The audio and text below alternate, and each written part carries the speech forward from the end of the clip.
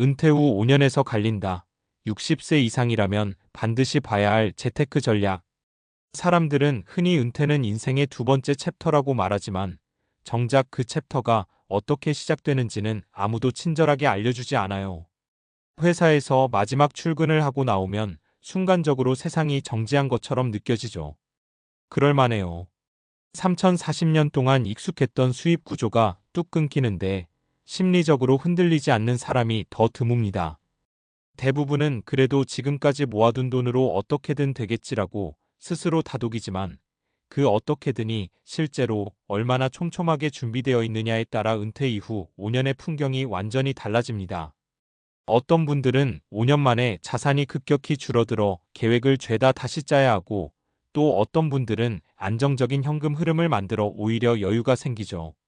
이 글은 그 갈림길 바로 앞에 서 있는 분들에게 드리는 현실적이고 실전적인 조언입니다.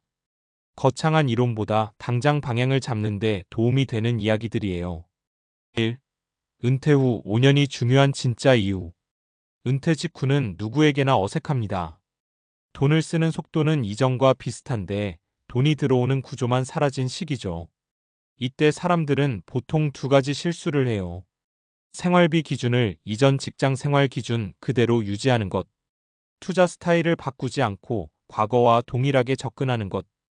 은퇴 후 초반 5년은 이 두 가지 습관이 어떤 방향으로 굳어지는 시간입니다.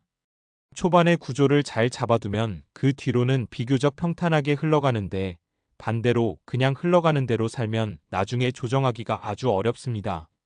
2. 은퇴 자산 관리의 세 가지 축 주식, 연금, 안전자산. 은퇴 이후의 재테크는 젊을 때처럼 성장 위주의 투자에 올인하면 곤란합니다. 대신 현금 흐름과 안정성을 중심축으로 구성해야 해요. 1주식 공격이 아니라 완급 조절의 영역. 은퇴했다고 주식을 완전히 접을 필요는 없습니다. 오히려 적절한 주식 비중은 물가 상승에 대응하는 데 필수죠. 다만 2030대처럼 변동성을 즐기며 레버리지 ETF를 들고 가는 방식은 당연히 위험합니다. 보통 권장되는 비중은 다음과 같아요.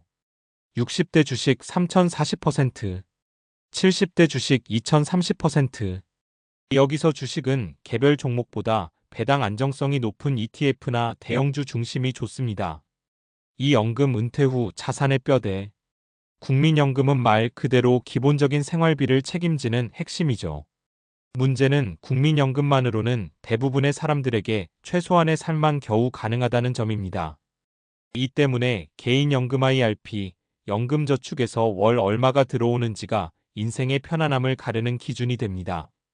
가능하다면 연금 수령을 65세, 여유가 있다면 70세까지 미루는 것이 유리합니다.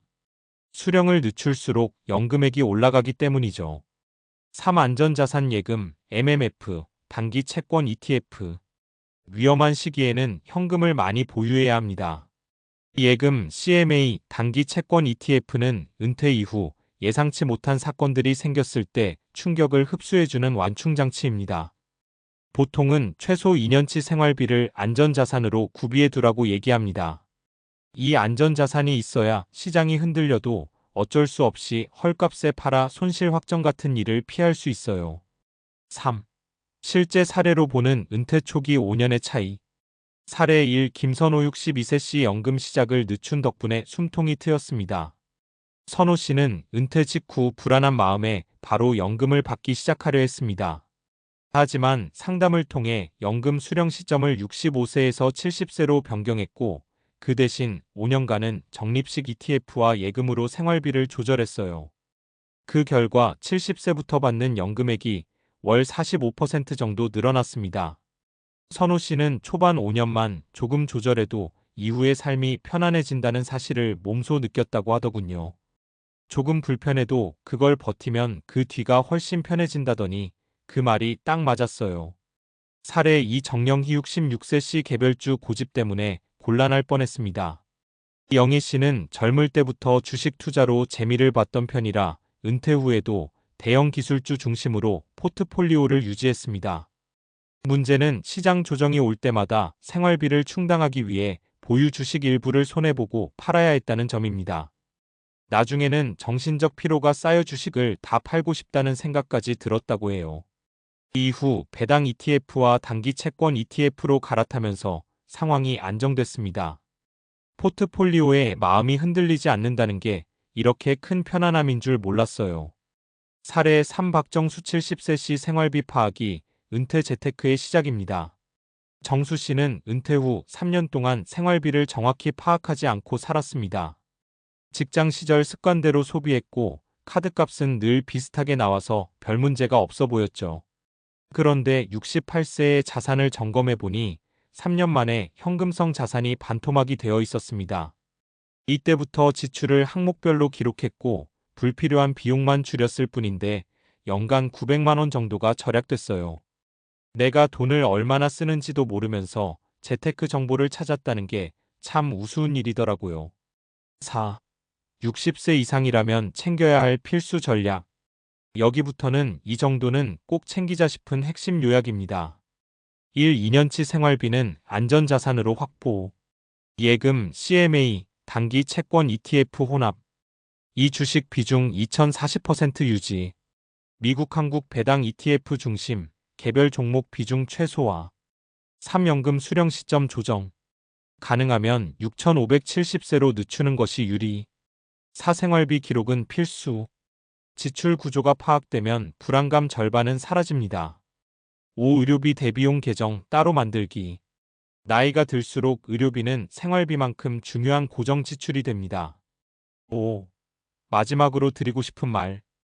은퇴는 돈을 많이 모아야 한다의 문제가 아니라 돈이 들어오고 나가는 길을 잘 설계하는 문제에 가까워요.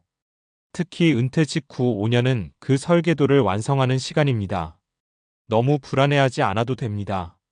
은퇴한 대부분의 분들이 비슷한 고민 속에서 방향을 잡아가고 있고 조급하지 않게 구조를 정리해가면 누구나 여유를 되찾을 수 있어요. 혹시 지금 막막함이 더 크다면 그건 잘못된 신호가 아니라 본격적으로 준비를 시작할 때가 왔다는 신호입니다. 이 글이 방향을 잡는데 작은 나침반이 되길 바랍니다.